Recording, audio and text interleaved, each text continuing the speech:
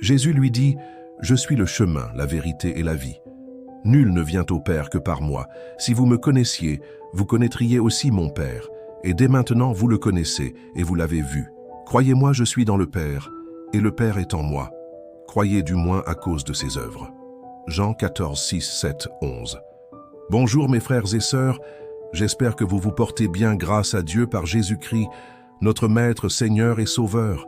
Comme je vous l'ai mis au courant, Dieu nous a bénis par son Esprit, voir Jean 15, 26, de toutes sortes de connaissances, afin que nous puissions éclairer son peuple sur la terre des vivants, afin que les âmes reviennent vers lui. Dieu, dans son infinie sagesse, parle à travers des signes selon ce qui est écrit. Dieu parle cependant, tantôt d'une manière, tantôt d'une autre, et l'on n'y prend point garde. Job 33, 14. Mes frères et sœurs, à travers le crucifix qui n'a pas été brûlé en Gironde, le Dieu d'Abraham, d'Isaac et de Jacob, dans son amour inconditionnel, rappelle une fois de plus à la ville de Gironde et aux Landes et au monde entier, à ceux qui commettent l'iniquité, que la porte reste ouverte selon ce qui est écrit. Quand le maître de la maison se sera levé et aura fermé la porte, et que vous, étant dehors, vous commencerez à frapper à la porte en disant « Seigneur, Seigneur, ouvre-nous », il vous répondra « Je ne sais d'où vous êtes ». Alors vous vous mettrez à dire « Nous avons mangé et bu devant toi, et tu as enseigné dans nos rues ». Et il répondra « Je vous le dis, je ne sais d'où vous êtes. Retirez-vous de moi, vous tous, ouvriers d'iniquité. » Luc 13, 25, 27. Et la seule porte du salut pour nous délivrer et nous purifier de nos péchés et de nos iniquités se trouve en Jésus-Christ, notre Maître et Seigneur. Que toute la gloire lui revienne pour l'éternité. Sachant que nous sommes des disciples de Jésus-Christ, après avoir reçu le baptême d'eau et d'esprit, le Seigneur nous interpelle également de la mission qu'il nous a assignée selon ce qui est écrit. Allez, faites de toutes les nations des disciples, les baptisant au nom du Père, du Fils et du Saint-Esprit, et enseignez-leur à observer tout ce que je vous ai prescrit. Et voici, je suis avec vous tous les jours, jusqu'à la fin du monde. Voir Matthieu 28, 19, 20. D'intercéder en esprit et en vérité pour les justes, comme notre Père de la foi, Abraham, a intercédé pour Lot, afin qu'il ne soit pas détruit par le feu de Sodome et Gomorrhe, car Lot était injuste. Voir Genèse 18, 25 à 26.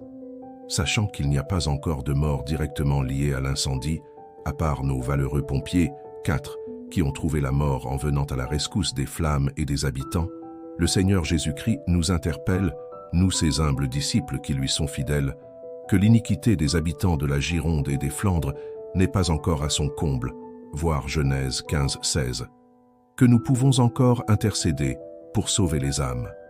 À travers la mort de nos valeureux pompiers qui sont venus au secours des habitants, le Seigneur Jésus-Christ nous interpelle, nous ses humbles serviteurs fidèles à sa parole, que la véritable aide dont les habitants de la Gironde et des Flandres ont besoin, c'est aussi une aide spirituelle, sachant que nous ne combattons pas contre la chair et le sang, mais contre les principautés des ténèbres et les esprits méchants, voir Éphésiens 6, 12, puisque lui, le Seigneur, notre Maître et Seigneur, a déjà versé son sang une fois pour toutes pour le salut de quiconque entend son nom. Le Seigneur Jésus-Christ nous interpelle à partager la bonne nouvelle, celle qui pousse à la repentance pour le salut des âmes, comme c'était le cas de nos pères fondateurs, les apôtres. Que le Saint-Esprit console la famille de nos valeureux pompiers au nom de Jésus-Christ, selon ce qui est écrit, que notre Dieu est le Père des orphelins, le défenseur des veuves, c'est Dieu dans sa demeure sainte. Voir Psaume 68, 5. Mes frères et sœurs, notre Dieu est un Dieu d'amour et de miséricorde, qui est lent à la colère et riche en bonté, voir Nombre 14, 18.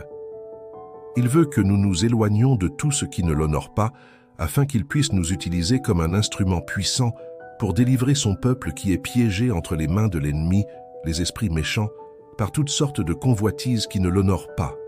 Car la parole de Dieu déclare que personne, lorsqu'il est tenté, ne dise « c'est Dieu qui me tente ». Car Dieu ne peut être tenté par le mal, et il ne tente lui-même personne. Mais chacun est tenté quand il est attiré et amorcé par sa propre convoitise. Puis la convoitise, lorsqu'elle a conçu, enfante le péché, et le péché étant consommé produit la mort. Jacques 1, 13, 15. Mes frères et sœurs, dans ce livre de Jacques 1, 13, 15, il s'agit de la mort spirituelle et non de la mort physique. Et la mort spirituelle vise à s'éloigner de la présence de Dieu, selon ce qui est écrit dans le livre d'Ésaïe 59, 2. Mais ce sont vos crimes qui mettent une séparation entre vous et votre Dieu. Ce sont vos péchés qui vous cachent sa face et l'empêchent de vous écouter. Mes frères et sœurs, si parmi nous, nous ne savons pas que ce sont nos péchés qui nous éloignent de la présence de Dieu, c'est l'occasion pour nous de nous repentir devant notre Dieu, et il saura comment nous restaurer au nom de Jésus-Christ, notre Maître, Seigneur et Sauveur. Car Dieu se révèle à celui qui le cherche de tout son cœur. Voir Jérémie 29, 13. Que toute la gloire revienne à Dieu.